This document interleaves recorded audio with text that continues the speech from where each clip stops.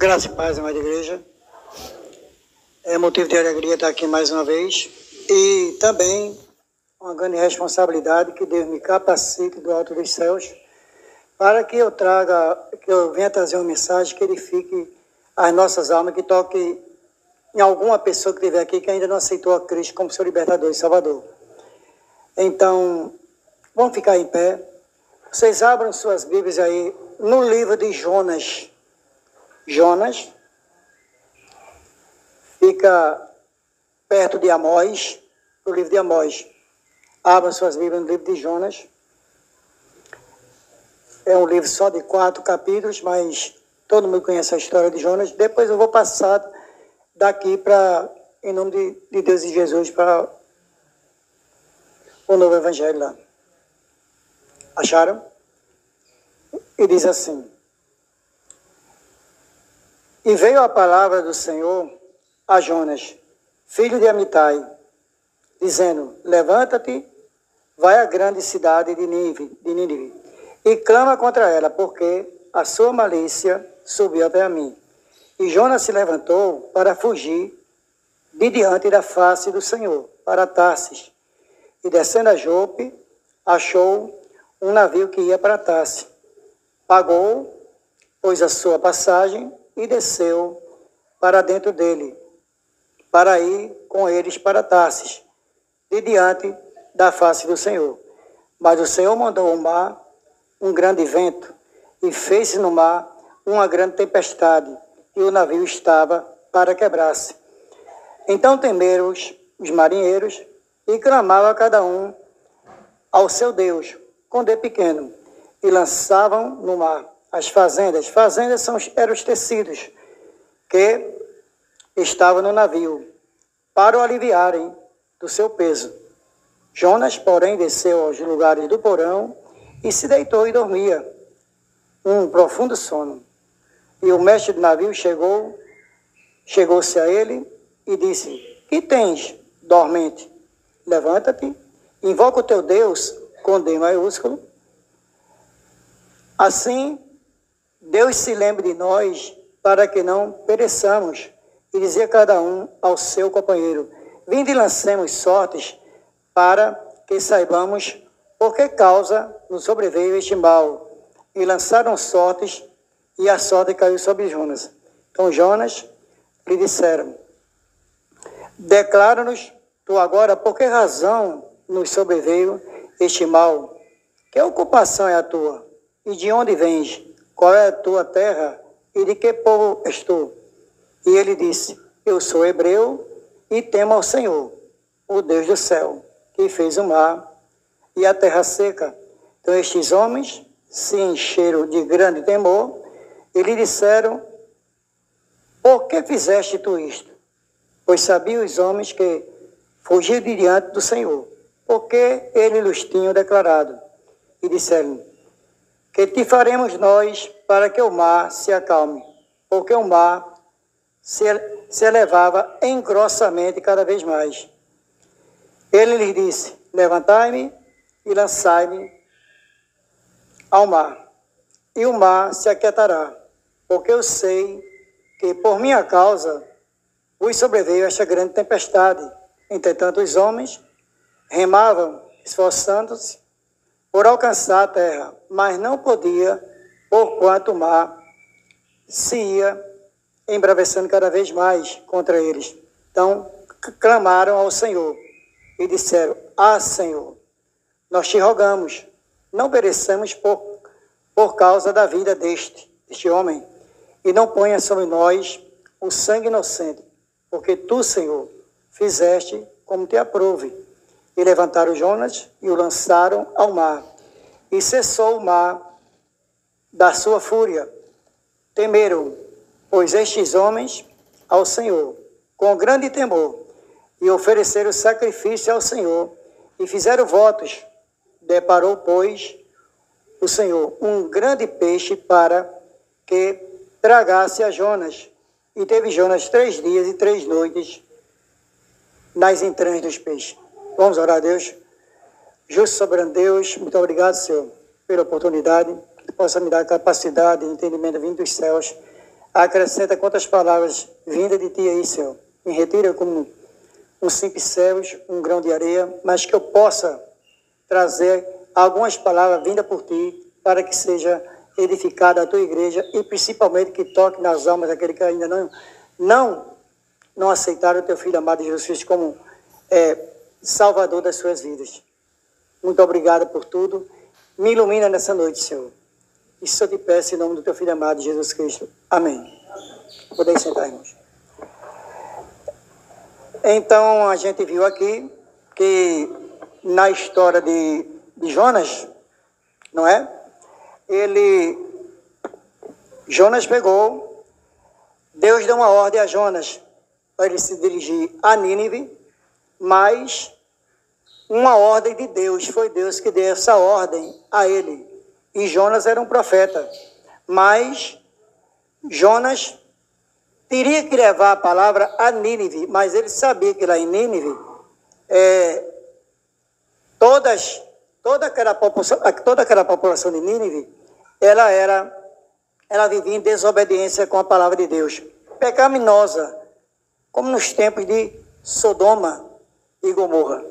Mas sabemos que quando Deus ordena uma pessoa para fazer a obra dele, uma ordem de Deus é a ordem de Deus. E ele não fez isso, não é? Ele fugiu da face do Senhor, ele pegou ali, fugiu da face do Senhor, para Tarsis, no navio, pegou ali um navio, e descendo a Jope, né, para Tarsis, achou um navio que ia para Tarsis, pagou, pois, sua passagem, desceu para dentro dele, para ir com eles para Tarsis, diante da face do Senhor.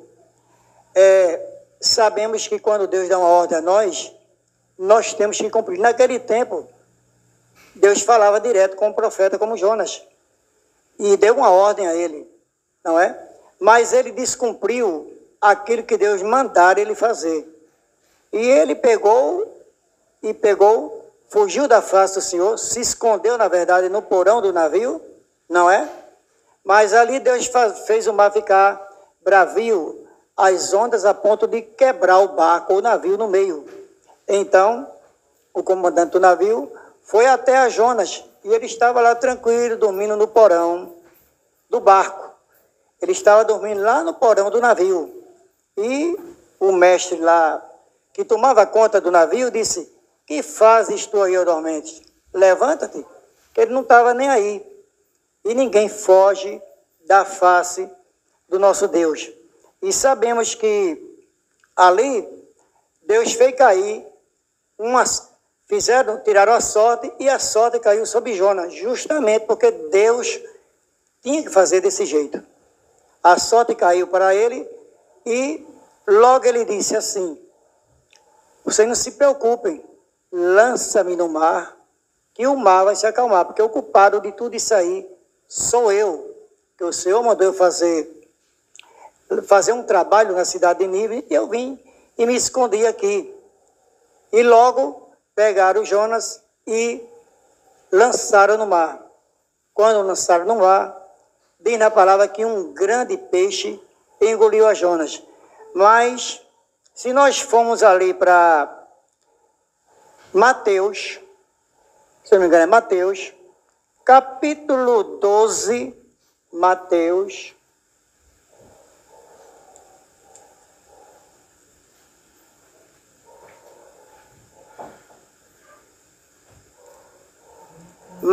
capítulo 12, e o versículo 40 diz assim: ele foi engolido por um grande peixe. Mas aqui, pelo menos na Bíblia da igreja que nós levamos a palavra, diz assim: pois como Jonas esteve 3 dias e 3 noites no ventre da baleia, assim estará o Filho do Homem 3 dias e 3 noites no seio da terra. Então, aqui fala a baleia, mas se nas Santas Escrituras tivesse dito que era uma piaba, ou uma cará, ou uma traíra, eu acreditaria do mesmo jeito, porque as Santas Escrituras é correta. Mas aqui diz que o grande peixe era uma baleia. Não importa, o importa que foi um grande peixe que engoliu ele. E aqui no capítulo 2, não é? Ele orou a Deus lá de dentro do ventre da baleia. Ele saiu para se esconder. E Deus mostrou a ele onde era o esconderijo dele. Dentro do ventre da baleia. Ele se escondeu realmente. Deus fez ele se esconder. Mas lá dentro do ventre da baleia. E aqui no capítulo 2, diz, no 2:1, diz que orou Jonas ao Senhor das entranhas do peixe. O capítulo 2, versículo 1. E o versículo 2 diz assim: e disse, na minha angústia, clamei ao Senhor, e ele me respondeu, do ventre do inferno, gritei, e tu ouviste a minha voz. Quer dizer, mesmo lá, de dentro das entranhas do peixe, ele lembrou do Senhor, não é? E Deus fez ele ficar lá na escuridão, porque dentro do ventre da baleia é escuridão, como se fossem as trevas. E ele disse, né, que dentro ele clamou a Deus e disse que estava como se fosse no inferno, não é? E realmente era um lugar escuro, de trevas, dentro do ventre de uma baleia, o qual ele jamais poderia estar ali se ele tivesse cumprido a palavra de Deus. Mas ele não cumpriu, ele descumpriu aquilo que Deus o mandara fazer. Mas sabemos que ali, os ninivitas, Deus tinha ali um compromisso para com aquele povo de arrependimento dos seus pecados. Eles teriam, porque eles estavam submetidos aos pecados, como Sodoma e Gomorra, como nos tempos de hoje, não é? E muitos pecados, todo tipo de pecado. Era uma cidade com 120 mil pessoas, ou um reino, né, que era um rei, um reinado com 120 mil pessoas, homens, 120 mil homens. E sabemos que ali Deus mandou Jonas para levar a palavra. Mas Jonas não queria ir, porque lá era um lugar mau, como Sodoma, como Gomorra. Ficou com medo, atemorizado. Mas mais atemorizado eu creio que ele ficou quando estava dentro do ventre da baleia. Que lá, ele disse que gritou como se estivesse no inferno e Deus ouviu as suas súplicas, não é? E diz aqui que no capítulo 3, diz aqui, veio a palavra do Senhor, segunda vez a Jonas dizendo, levanta-te e vai à grande cidade de Nínive, pega contra ela a pregação que eu te disse. Mas aqui antes, no versículo 9 e o 10, do capítulo 2, diz assim, mas eu te oferecerei sacrifício com a voz do engrandecimento, porque pagarei, do Senhor vem a minha salvação. Falou, pois, o Senhor ao peixe e vomitou Jonas na terra. Então aqui, ele disse aqui já, tinha se arrependido, não é? Que ia pagar o voto que fez ao Senhor, que ia fazer aquilo, o que o Senhor tinha mandado a fazer, que ordenara a ele fazer, não é? E aqui, Deus fez que a baleia vomitasse a Jonas, mas há 3 dias de Nínive na areia, não é? Num sol escaldante, eu creio, como castigo de Deus também, um pouquinho do toque de Deus, porque para ele chegar até a Nínive era 3 dias caminhando, e o sol deveria ser escaldante, não é? Então, aqui como diz na palavra, no capítulo 3 e o versículo 4, ele já, no versículo 3 diz assim, levantou-se Jonas e foi a Nínive, segundo a palavra do Senhor. Era, pois, Nínive uma grande cidade e 3 dias de caminho, como eu disse, mas ele chegou lá, a pé, caminhando, né? No sol quente. Versículo 4, versículo 3, do capítulo 4, capítulo 3, versículo 4. E começou Jonas a entrar pela cidade, né? De um dia, e pregava e dizia, ainda 40 dias e Nínive será subvertida. E os homens de Nínive creram em Deus e proclamaram um jejum e vestiram-se de saco, desde o maior até o menor. Versículo 6 do capítulo 3. Porque esta palavra chegou ao rei de Nínive. E levantou-se do seu trono e tirou-se de si os seus vestidos e cobriu-se de saco e assentou-se sobre a cinza e fez uma proclamação que se divulgou em Nínive, por mandato, um edito, do rei e dos seus grandes, dizendo: nem homens, nem animais, nem bois, nem ovelhas provém coisa alguma, nem lhes dê pasto, nem de beber água, mas os homens e os animais estarão cobertos de sacos e clamarão fortemente a Deus e se converterão cada um dos seus maus caminhos e da violência nas suas mãos. Quem sabe se voltará a Deus, se arrependerá e se apartará do furor da sua ira, e sorte que não pereceram.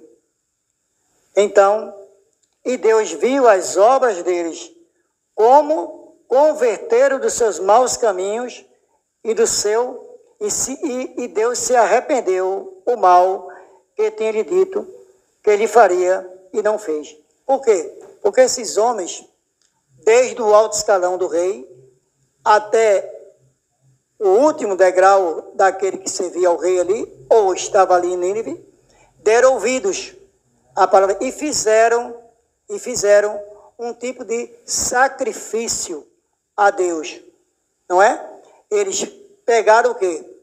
Pegaram as suas roupas, se vestiram-se de sacos, se esponjaram-se nas cinzas, não beberam e nem comeram. E também ele deu ordem também para que fizesse isso para com os animais também, em prol do arrependimento dos seus pecados, para ver se Deus escutava a eles.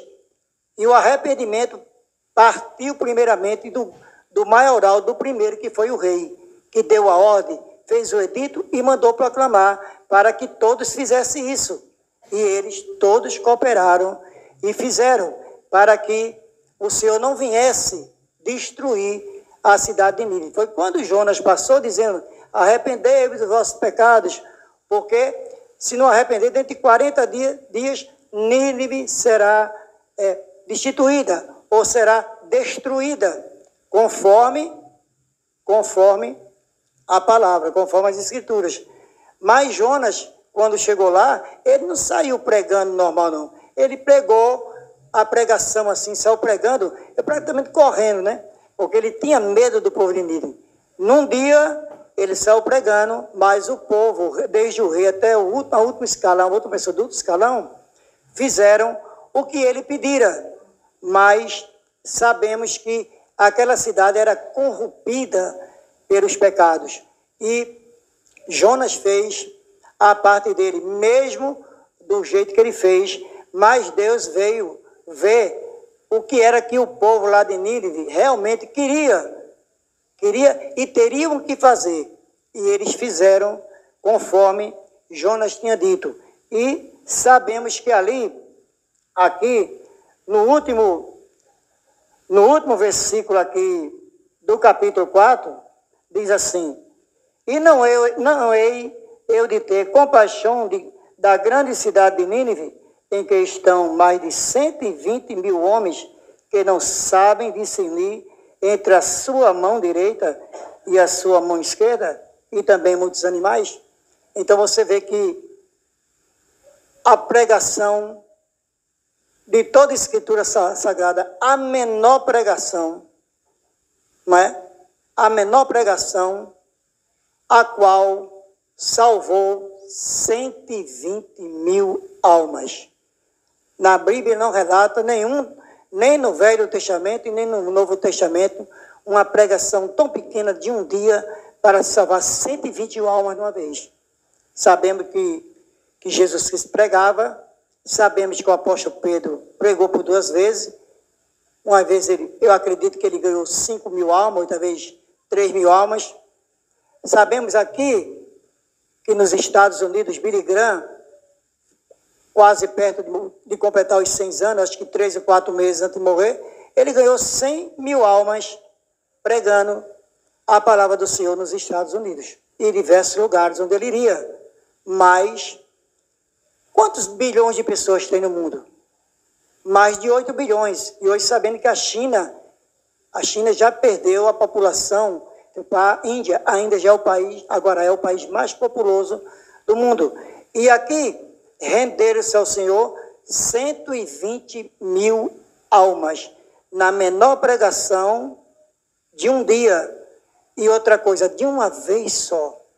Você repare como a palavra de Deus tem poder através de um profeta. E Jonas ainda não queria ir fazer e obedecer a Deus. Mas Deus faz por onde o homem, quando Deus dá uma ordem a ele para obedecer, é melhor que façamos, não é?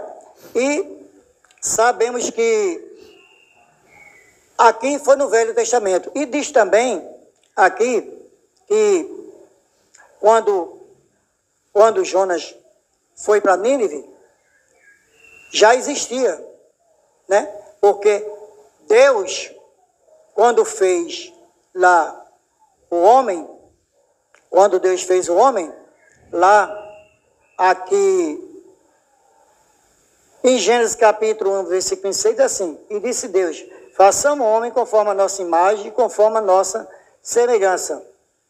Quando Deus diz aqui, em Gênesis 1, 26, façamos o homem conforme a nossa imagem e semelhança, está no plural. Ele não diz, eu faço. Ele diz, façamos. Já existia Deus, Jesus Cristo e o Espírito Santo, que é o Deus Trino, que é a Trindade. Já existia antes. Mas, nas palavras de Jesus, voltando agora para Jesus, sabemos que todos lá se salvaram, porque Deus é um Deus de misericórdia.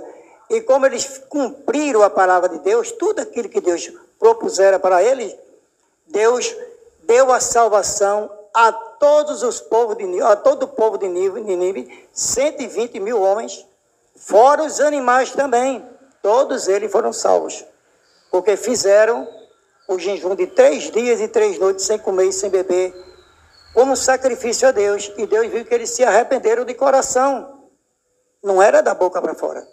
Porque se o homem não se arrepender de coração, endurecer feito Faraó, né? Foi endurecido lá no tempo do Egito, quando Moisés, ele foi o intercessor daquele povo, foi o libertador que Deus o mandara. Primeira vez que Moisés falou com Deus através de uma sarça ardente, e ali Deus instituiu Moisés para ser o libertador do povo do Egito, que era escravo de Faraó, tudo escravizado ali. E ele ainda, Deus disse a ele, tira as alpacas, as tuas sandálias dos pés, que és santo, que o solo que estava pisando é santo. E ele tirou, mas via que a sarça não se consumia, queimava, mas não se consumia. O fogo era tanto, mas era o fogo de Deus, era Deus presente ali. Mas instituiu Moisés como libertador e o intercessor daquele povo todinho, que disse que saiu 600 mil homens lá do Egito, não é? E fora mulheres e crianças. E outra coisa, mas ele disse, mas eu não sei falar. Deus escolheu outra pessoa para ajudar ele. Escolheu quem? O irmão dele, Arão, que ele levou para o Egito. Mas lá, como é que eu vou fazer, chegando ao Egito? Como é que eu vou fazer, Senhor? Eu saí de lá, matei um egípcio, moro agora aqui em Midian, se não me engano, Midian. Como é que eu vou fazer para chegar até o Egito? Como eles acreditaram em mim? Chega lá e diz que eu sou o que sou. E ele diz que, na palavra que Deus mandou ele colocar a mão no seio dele, limpa, e quando ele tirou a mão estava leprosa. Retorna, ele colocou a mão de novo no seio, e quando tirou a mão dele estava limpa. Esse é um sinal que vai mostrar lá o povo de Deus. E o povo de Deus escutou a Moisés, não é? Mas Faraó não, tinha um coração muito endurecido, não é? Veio primeiro Moisés, foi o encontro dele, de Faraó, que queria retirar o povo do Egito, da escravidão do pecado. Ele era o libertador e o intercessor através do nosso Deus, não é? Mas ele foi lá, lançou um cajado ou sua vara diante do chão, lá no palácio de Faraó, e sabemos que também 2 magos lados dele lá, isso é muito fácil, também lançaram dois cajados ou 2 varas e transformaram em 2 serpentes também. Só que Deus é maior, é grande, é o Deus com Deus maiúsculo. A cobra ou a serpente de Moisés engoliu as outras 2. E ele já vira ali o sinal.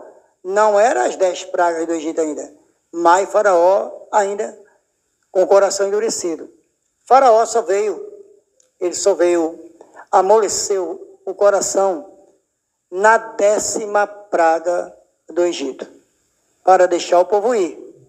Porque quando vinham as pragas, todinha, a praga das moscas, da saraiva de fogo, das pestes dos animais, todas aquelas pragas, dos gafanhotos.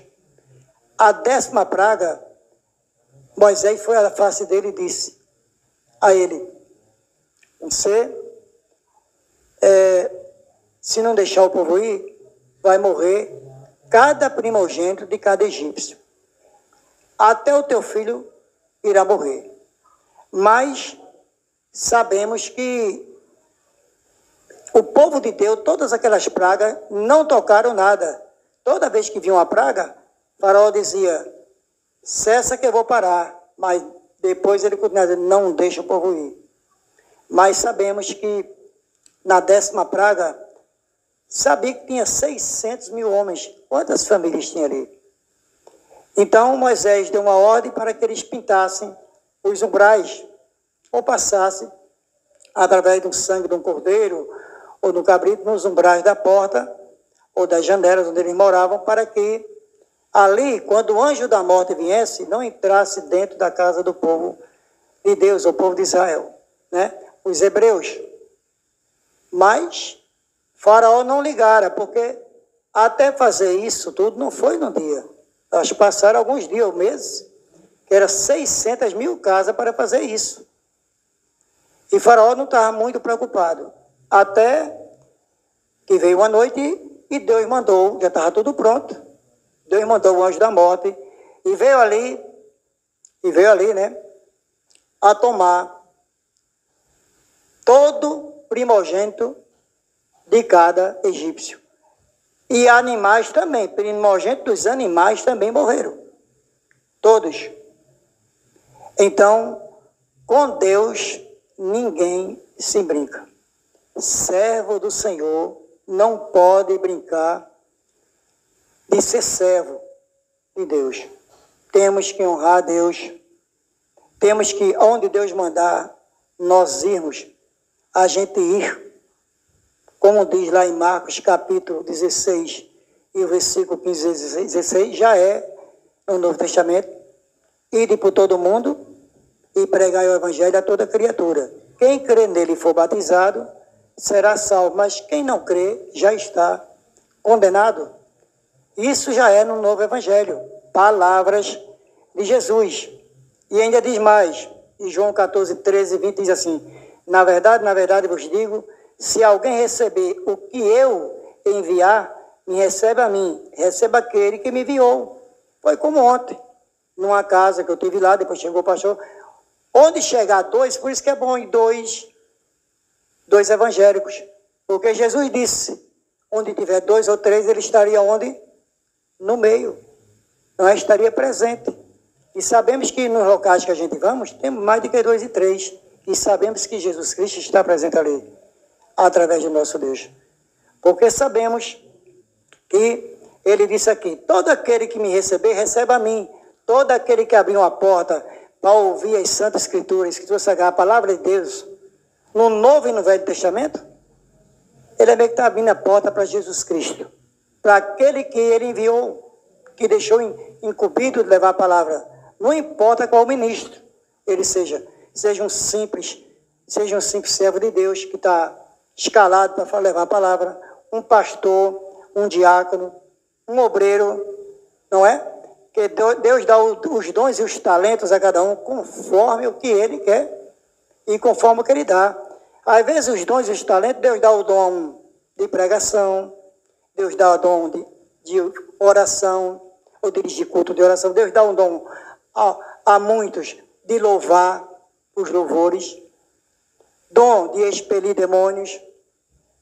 Cada um tem um. E às vezes Deus dá a servos deles mais do que um dom. Dá dom de louvar, dom de orar, né? Dom de expelir demônios, vários dons. Cabe a cada um de nós que somos servos procurar os nossos dons. E sabemos aqui, um versículo muito conhecido, no Evangelho de João 8,32, diz assim: e conhecereis a verdade, e a verdade vos libertará. Todo aquele que ainda não conheceu a verdade, tem que conhecer as Escrituras Sagradas. Só vai se libertar dos seus pecados se conhecer a verdade. Como é que vai se conhecer a verdade? Estudando a palavra de Deus, aceitando a Cristo como seu libertador e salvador das suas vidas. É o primeiro passo, é a regeneração. É como o pastor disse aqui, lá na história de Nicodemos. Como ele faria? Como ele faria para nascer de novo? Jesus disse que ele precisava nascer de novo. E ele disse aqui, lá no Evangelho de João, a partir do capítulo 3, por acaso eu tenho que entrar dentro do ventre da minha mãe de novo? Não é isso, Jesus disse. Tu tem o nascer de novo, é deixar todos os seus delitos e pecados para trás, já tudo, e se transformar numa nova criatura. É quando a regeneração, quando você aceita Cristo Jesus como seu libertador e salvador da sua vida. Ali é o começo. Ele vai deixando o velho homem para trás, seus pecados, e vai se tornando uma criatura nova. Num homem mais justo. Mas na palavra de que não tem um justo sequer, mas vai se tornar assim. Vai saindo aqueles males, né? Ele vai começar tomando leite bem ralinho, né? Como se fosse um bebê. A primeira vez que fosse amamentar, vai se amamentar na mãe. A primeira vez. Vai pegar o seio da mãe e vai se alimentar ali. Bem devagarinho, não é? A mãe com cuidado, que ele não se engase. Ali é o começo. Ele vai, quando ele aceita Cristo na regeneração, ele aceitou a Cristo como seu libertador e salvador. Como nós aceitamos. No começo é sempre difícil. E nossos amigos, os amigos do mundo. Agora, aí é o problema. Que a gente vai ter que enfrentar as dificuldades de antes. E os amigos? Tu agora virás santo? Quem eras tu? Quem és tu hoje? Realmente, nós somos santos porque somos separados do mundo. E vivemos para Deus e para Cristo. E para levar a palavra do Senhor. Mas não somos santos, santo igual a Cristo. Porque santo, santo, santo é o Senhor.